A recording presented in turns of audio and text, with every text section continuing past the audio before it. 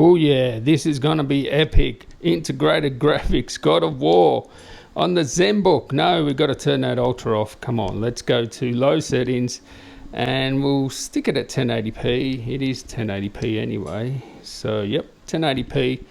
Let's see what happens on integrated graphics, Intel Xe. This is the 11th generation graphics. So this is the Zenbook Duo, of course, 2 displays. This laptop is awesome, amazing battery life, 2 Thunderbolt 4s. We have USB Type A, we have mini SD card, we have a 1080p display, which is pretty good quality. It's 400 nits, so it's not the brightest out there. And of course we have 2 displays. So I might want to turn this volume down a little bit. And oh, look at that, an epic 18 frames per second at 1080p low settings.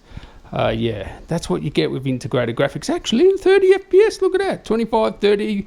That's with the 11th gen. This is the 1165 G7. We have 16 gigs RAM. You can get it up to 32 gigs RAM with this.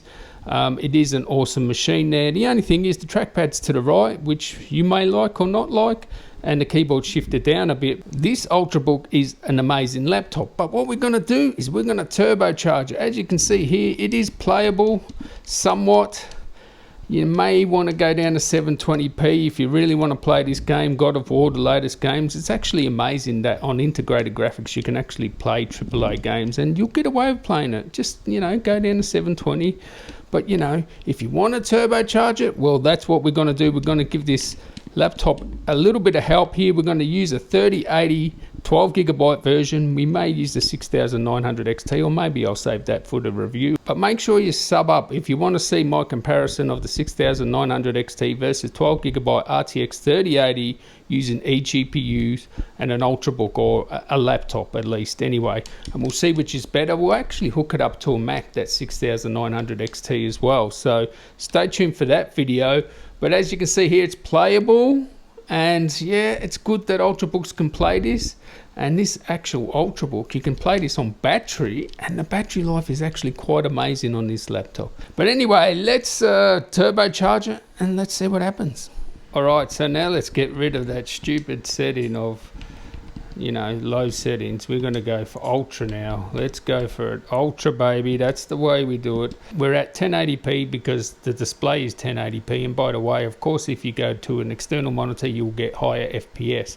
But let's have a look what happens now. We'll load up a part where there's a bit of action. So you saw before, it wasn't that great on integrated graphics. And by the way, I do have a sneaking suspicion that either AMD or Nvidia are actually better for eGPUs. We will explore that. I will be comparing the 3080 12GB to the 6900 XT in eGPUs on a laptop, and we'll see how we go there. But now we're at ultra settings, and have a look at that.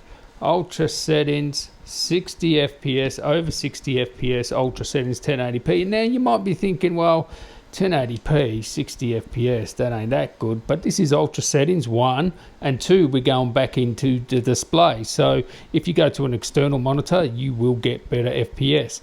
Also, you got to remember that there is a bottleneck of Thunderbolt. Hopefully Thunderbolt 5 comes out, and then we have something like, you know, double the bandwidth, and then we will have no bottleneck using a Thunderbolt device. But there you can see 60 FPS. Oh no, what am I looking at? I was looking at the temperature. We're getting 100 FPS.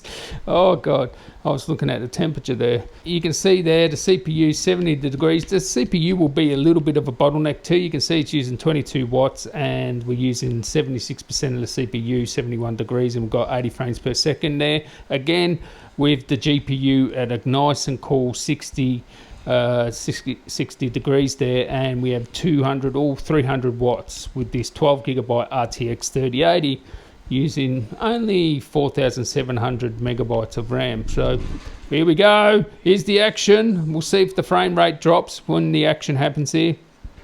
He's coming back for more, this bloke. Boom! Now look at those FPS. Yes, still 85 frames per second. Oh, are they going to make love here? They look like they're very amorous here. Look at him, he likes him. I think this is just a bit of foreplay, isn't it? They really love each other. But the frames have dropped to around 70 frames per second. As you see, there's a lot of stuff going on. I might have to turn that down a little bit. Hopefully you can't hear that too much. The eGPU is very loud. The actual laptop is not that loud, but still pushing 84 frames per second. You've got to be happy with this. and it's 1080p ultra settings. Yeah, you can see now pushing 100 FPS. Happy days. Now this is what you want. You get an Ultrabook, you hook up an eGPU, and woof.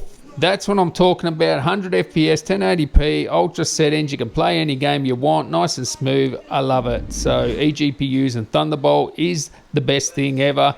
And the sooner that AMD get, you know, USB 4 that actually can use Thunderbolt, or even use Thunderbolt, the better AMD will be. So anyway, catch you in the next one, guys. Tally ho.